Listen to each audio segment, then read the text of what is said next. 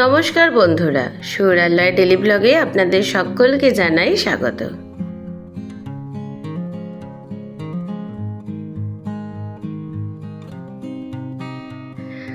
আজকে দীঘায় আমাদের দ্বিতীয় দিনের সকালে উঠেই দেখলাম তো টিপটিপ করে বৃষ্টি পড়ছে, তাই ছাতা মাথায় দিয়ে প্রথমেই আমরা চলেছি আগে খাবার দাবার খাওয়ার জন্য। কারণ আগে ব্রেকফাস্ট করতে হবে, অনেকটা বেলা হয়ে গেছে এদিকে ব্যাগপত্র গুছাতে গিয়ে। তাই আমরা চলে এসেছি এখানেরই সামনেরই একটা খাবার দোকানে, যেখানে আমরা ধোসা অর্ডার করেছি। খাওয়া দাওয়ার পর একটু সমুদ্রের ধারে যাব, তারপর সমস্ত ব্যাগপত্র উঠিয়ে নিয়ে আমরা আগে যাব এখানে জগন্নাথ মন্দির, তারপর সেখান থেকে যাব মন্দারমণিতে। এই দেখেন খাই দাই করে দুজনে দুটো টুপি পরে চলেছি, কারণ খুব হালকা বৃষ্টি পড়ছে, ছাতা ঠিক নেওয়া যাচ্ছে না, খুব হাওয়াও দিচ্ছে। আবার এদিকে মাথাটাও ভিজে যাবে ছাতা না নিলে, মানে মাথায় কিছু চাপা না দিলে। তাই দুজনে এখন চলেছে। আর সমুদ্র তো এদিকে খুব উত্তাল হয়ে আছে, প্রচণ্ড পরিমাণ ঢেউ দিচ্ছে। ওদিকে মামা মাসি দাদুন দিদুনের খাওয়া দাওয়া এখনও হয়নি, ওরা খাওয়া দাওয়া করে এখানে আসবে। এই দেখুন সমুদ্র উত্তাল বলে কিন্তু প্রত্যেকটা ঘাটকে এইভাবে দড়ি দিয়ে বেঁধে দিয়েছে। আর আছে এখানে প্রচুর স্বেচ্ছাসেবী, যারা সমস্ত লোককে কন্টিনিউ এখানে সতর্ক করছে যে আপনারা পাথরে যাবেন না, বড় বড় ঢেউ আসছে, তার উপর বৃষ্টি পড়ছে, পিছলে পড়ে যেতে পারেন বা যে কোনো রকমের দুর্ঘটনা ঘটতে পারে।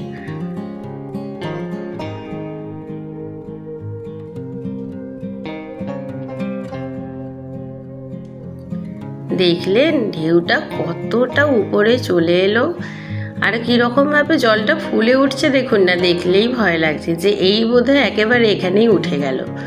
কিন্তু একটু আগে পর্যন্ত এখানে প্রচণ্ড পরিমাণে ঢেউ আসছিল, সকলে বললো যে উপর দিকে উঠে আসছিল ঢেউ রাস্তায়।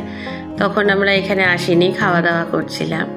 আর এদিকে লয়বাবু পেয়েছে একটা অদ্ভুত খেলা, বলছে বা আমি ঢেউগুলোকে টানছি, আমি টানলেই ঢেউগুলো আমাদের কাছে চলে আসছে।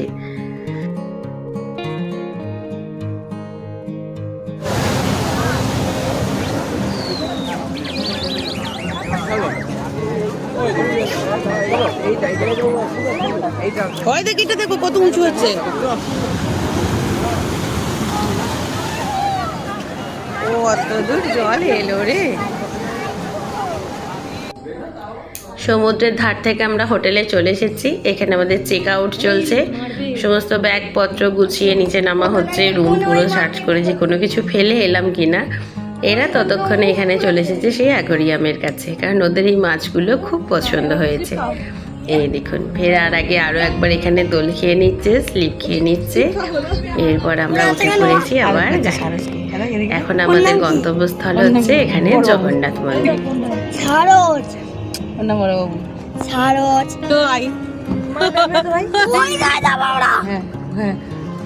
ইন্ডিয়ান হয়ে গেছে।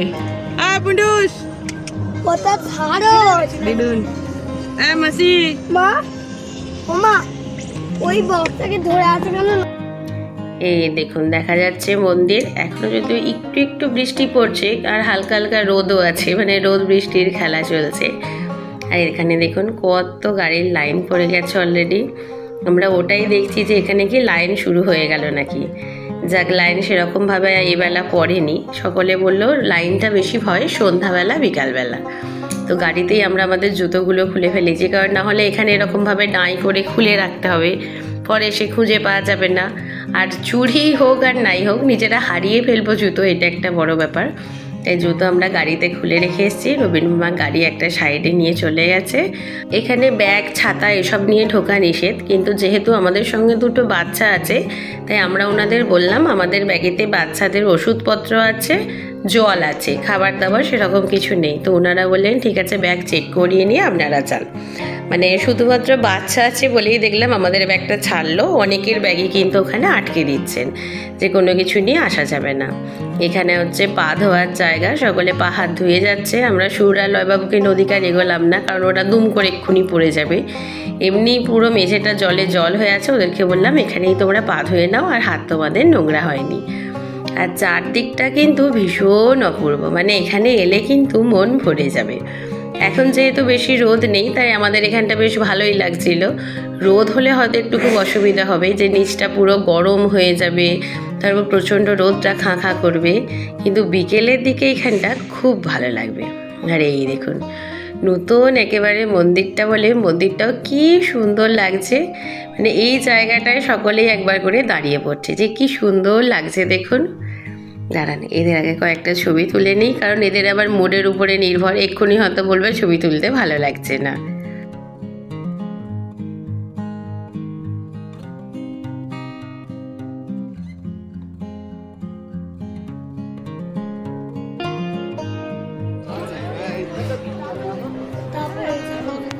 দেখবে না এখন ছবি তুলবে না কেন? ভালো লাগছে না। ভালো লাগছে না কেন? জগন্নাথ দেখবে কি সুন্দর কাজগুলো করা, দেখো। আর দেখো এদিকে আছে স্তম্ভ, স্তম্ভটা কেমন করে দেখো, কত নয়ন তারা বসানো রে। এই দেখো এই দণ্ডটাকে দেখো, এই দেখো মৈথিলি সিংহ, আর দেখো উপরে আছে বিষ্ণুর একটা দেখতে পেয়েছো? বিষ্ণু না বাপি আসুক। আর দেখো প্রথমেই জগন্নাথ, চশমাগুলো মাথায় তোলো, কপালে তোলো, নাহলে দেখতে পাবে না ভিতরে। জয় জগন্নাথ, জয় জগন্নাথ। চলো চলো, বলে নয়, ও দেখো ফাঁকা হয়ে গেছে জগন্নাথ। দেখো জগন্নাথকে দেখেছো, নমো করেছো, নমো করেছো। চলো চলো,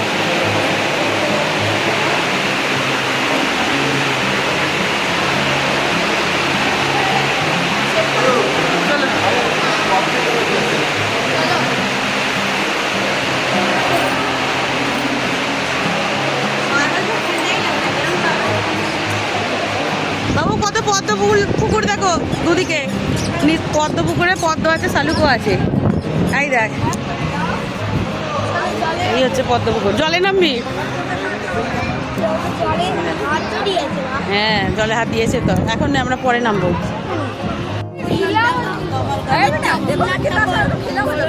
তাদেরকে এই মন্দির, এগুলো স্টিল নিচ্ছিস? তাদের পদ্ম ফুল ফুটেছে বাবা, এগুলো স্টিল ছবি নিচ্ছিস তাদের? ঠিক আছে। আচ্ছা পদ্ম ফুল ফুটেছে দেখ গাছে। জলে হাত দিবি? জলে হাত দিবি? আচ্ছা, আগে ঠাকুরকে দেখবো। রাইট, নামার সময় ওই দিকটা দেখবো। ওটাই তো বলছি, রাত্রিবেলা তো মিস করে ফেললাম, রাত্রিটা দারুণ লাগতো, আবার আসা হবে তো। এবার এই জগন্নাথ টানবে ও বাপি।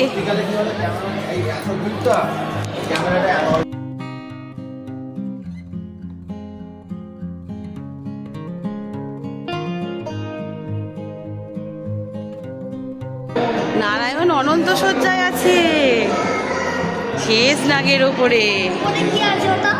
ওটা হচ্ছে ব্রহ্মা, সেই নাভি থেকে পদ্ম ফুল বেরোবে, তার মধ্যে উপরে ব্রহ্মা, আর এদিকে বাকি দেবতা। লক্ষ্মী ঠাকুর দেখো পা টিপে দিচ্ছে নারায়ণের, একদম এই ধারেটা হচ্ছে মা লক্ষ্মী, আর ওগুলো হচ্ছে দেখো তার পাশে। দেখো শোনো, দাঁড়াও তোমাদের নারায়ণের নাভি থেকে যে পদ্ম ফুল বেরিয়েছে তাতে ব্রহ্মা বসে আছে, দেখো তিনটে মাথা দেখা যাচ্ছে। একদম এই ধারে পায়ের কাছে যেটা আছে, এটা হচ্ছে মা লক্ষ্মী, মা লক্ষ্মী পা টিপে দিচ্ছে। তার পাশে আছে দেখো নারদ মুনি, কাঁধে দেখো সেই নারদের যে বীণাটা আছে সেটা দেখা যাচ্ছে। তার পাশে কাছে কে আছে ওটা আমি চিনতে পারছি না। তার পাশে যেটা আছে ওটা হচ্ছে ধর্মরাজ, ধর্মরাজ জম। দেখো ওর মাথায় দেখো সেই মুকুটটায় শিংগুলো দেখা যাচ্ছে ধর্মরাজের এতে। কোনটা? ওটা শিব নয়, মাঝখানেরটা শিব নয়, মাঝখানেরটা অন্য কোনো ঠাকুর হবে, আমি ওকে চিনতে পারছি না। তারপরে লক্ষ্মী, বিশ্বকর্মা হতেই পারে। লক্ষ্মী আছে, নারদ আছে, আচ্ছা তোমার কথা বিশ্বকর্মা, তারপর আছে ওদিকে ধর্মরাজ জম, ওদিকে আছে তোমার ব্রহ্মা, আর ওদিকে আছে নারায়ণ, তাই তো? একটা এই ছেলেদের এবার জগন্নাথ দেব খুব টেনেছে, এরা আর ছবি তুলতেও চাইছে না আর তুলতে দিচ্ছেও না, বলছে আগে চলো আমরা জগন্নাথকে দেখি, তারপর ছবি তোলা হবে। বুঝিয়ে সুঝিয়ে যা হোক এখানে একবার বসিয়ে কয়েকটা ছবি তুলে নেওয়া হয়েছে। এবার আমরা চলেছি মূল মন্দিরের মধ্যে জগন্নাথ দেবকে দর্শন করতে। দেখুন মন্দিরটা পুরো পুরীর মন্দিরের মতোই চারটে ভাগে ভাগ হয়ে আছে। এই মন্দিরটা কিন্তু চারটে ভাগে ভাগ হয়ে আছে, মানে এদিক দিয়ে ওদিক দিয়ে যখনই ঢোকা হচ্ছে মনে হচ্ছে এবার বোধহয় জগন্নাথ দেবের দর্শন পাবো, তারপরে দেখছি না আরও একটা ভাগ আছে, সেটা পার হয়ে গেলে তবে হবে। ওই দেখা যাচ্ছে মূল মন্দিরের চূড়া, এটাকে দেখে তো দু ভাই খুব আনন্দ, বলছে মা দেখো এটার মাথায় সেই চক্রটা আছে যেমন পুরীর মন্দিরে আছে, তার উপরে কিন্তু লাল হলুদ পতাকা উড়ছে। বড়বাবু হাত ধরো, প্রচুর ভিড়, হাত ধরো বাপির। কিরকম একটা অদ্ভুত আওয়াজ, এ বাবা রাত্রিরে তো ভালো লাগতো, রাত্রিরে তো দারুণ লাগতো, মৌমাছির মতো আওয়াজ। দেখবো অনেক ওদিকে আছে গরুর, ওটা গরুর স্তম্ভ আছে, আর একটা গরুর স্তম্ভ ধরে সব ছবি তুলছে। এসো এসো এসো, ওদিকে ওদিকে।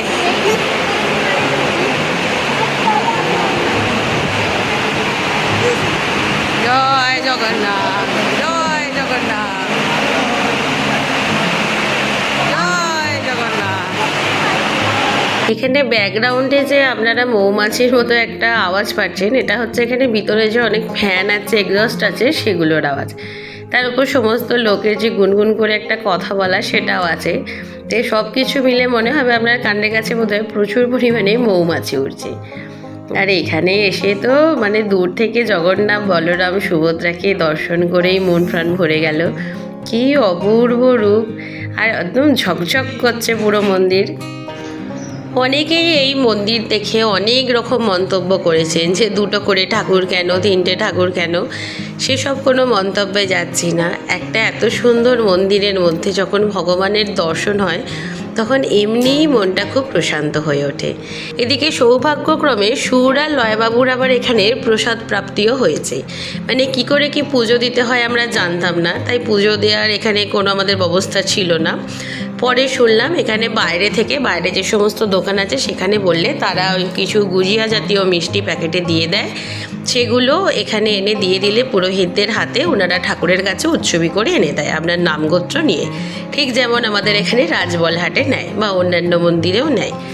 তো সেখানে কোনো একজন দর্শনার্থী পুজো দিয়েছিলেন, তো পুজো দেওয়ার পর যখন ঠাকুরমশাই তার হাতে প্যাকেটটি দেন, তো উনি নাকি সুর আর লয়বাবু তখন সামনে ছিলেন বলে ওদের দুজনের হাতে প্রসাদ দিয়েছিল, আর কাউকে দেয়নি। আমি তখন একটু ভিড়ের চাপে পিছিয়ে পড়েছিলাম।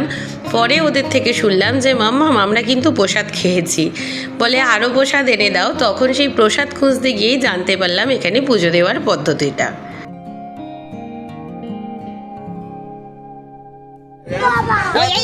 এইখান দিয়ে ওপরে ওঠে, উঠে পতাকা চেঞ্জ করে। আর এখানে একটা ঠাকুর আছে, দেখ কি ঠাকুর, দেখ দেখ দেখ কি ঠাকুর, দেখ এটাও তো কি ঠাকুর, দেখ। ঢুকবে না বাবা, কি ঠাকুর, কি ঠাকুর এটা বলো।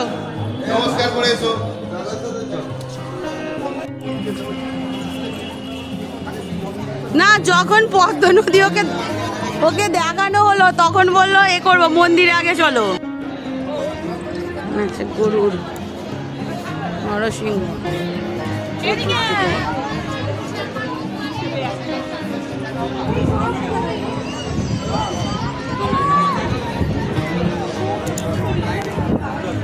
এটা কিসের লাইন? এখানে কি আছে? এইখানে লাইন, কিসের লাইন ওটা? লাইন জানো না? না, আমিও জানি না। মন্দিরটা কিন্তু সত্যি খুব সুন্দর, মানে মনোমুগ্ধকর যাকে বলে। পুরী মন্দিরের সঙ্গে তুলনায় যাচ্ছি না, কারণ পুরীরটা হচ্ছে মানে অরিজিনাল যে জগন্নাথ ধাম, সেটা হচ্ছে আধ্যাত্মিক দিক থেকে তার যে মাহাত্ম্য সেটা আলাদা। ভগবান বিষ্ণুর যে 4 ধাম আছে তার একটি ধাম হচ্ছে পুরী ধাম, সেই জায়গা থেকে এটা মন্দিরই আমি বলছি। কিন্তু জগন্নাথ ধামের থেকে এটা মানে ধামের মাহাত্ম্যর দিক থেকে পিছিয়ে পড়লেও মন্দির হিসাবে কিন্তু এটা কোনো মতেই কম না। ভীষণ সুন্দর অপূর্ব একটা মন্দির। কি দেখছো? ওখানে কোনো একটা ঠাকুর আছে, ওটা দেখে বেরোবে। হাই বাবু, দেখ রথ, 3টে রথ হচ্ছে।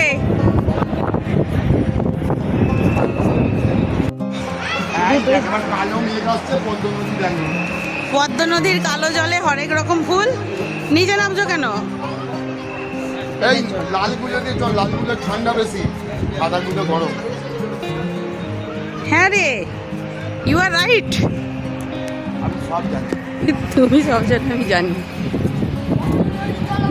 চ চ পদ্মনদী, ওই তো বেঁধে গেছে। আয়। দেখ, পদ্ম- এদিকে মন্দিরের গর্ভগৃহ থেকে বের হওয়ার পর থেকে সুর আর লয়বাবু ধরেছে, ভাবি চলো এবার পদ্ম নদীতে যাব। তখন ওরা দেখেছে দুদিকে যে সুন্দর করে পদ্মের সরোবর করা আছে, সেগুলোতে পদ্ম ফুল ফুটে আছে। তখন ওদের জগন্নাথ দেব এতই টেনেছে যে ওরা খালি বলছিল আগে ঠাকুর দেখবো, চলো আগে চলো জগন্নাথ দেবকে দেখবো। যেই দেখা হয়ে গেছে এবার বলে চলো আমরা পদ্ম নদীতে যাব।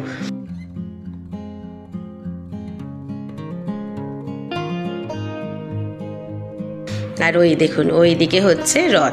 এই বছর এখানে প্রথম রথযাত্রা হবে, তাই 3টে রথ ওখানে তৈরি হচ্ছে। রথগুলো অনেকটা দূরে আছে, যাওয়া যাবে, কিন্তু এখন যেহেতু রোদ উঠে গেছে তাই আমরা আর ওই দিকে যাইনি বাচ্চা কাচ্চা নিয়ে। আবার এদিক থেকে যেতে হবে মন্দারমণিতে, সেখানেও লেট হয়ে যাবে বেশি দেরি করলে। এবার চলুন আস্তে আস্তে আমরা যাই ওদের পদ্ম নদীর কাছে। ওরা পদ্ম ফুল দেখবে। আসলে তখন আমরা বুঝতে পারিনি ওদের পদ্ম নদী দেখার মূল কারণটা। ওরা বারবার বলছিল জলে হাত দেব, কেন সেটা চাইছিল সেটা তখন বুঝতে পারিনি। পরে বুঝলাম ওরা যে সবসময় পরে ওদের জিকে বয়ে যে পদ্ম পাতা, কচু পাতা, শালুক পাতা এগুলোতে জল ধরে না, সেটাই ওরা আসলে পরীক্ষা করতে চাইছিল। যে পদ্ম পাতায় জল দিলে সেটা জল ধরে না, পাতা থেকে জলটা গড়িয়ে পড়ে যায় বা পাতার উপরেই সেটা জল টলমল করতে থাকে, সেটাই ওরা দেখতে চাইছিল। ব্যাস, ও পদ্ম পাতায় জল ধরে কি দেখছে, আর নয় পড়ে যাবি তুই। চলে এসো, আস্তে চলে এসো, আস্তে আস্তে চলে এসো। হ্যাঁ, জল ধরছে না, সব জল পড়ে যাচ্ছে। চলো, ধরেছে, ওগুলো তো ধরে আছে, ওগুলো তো আটকায়নি।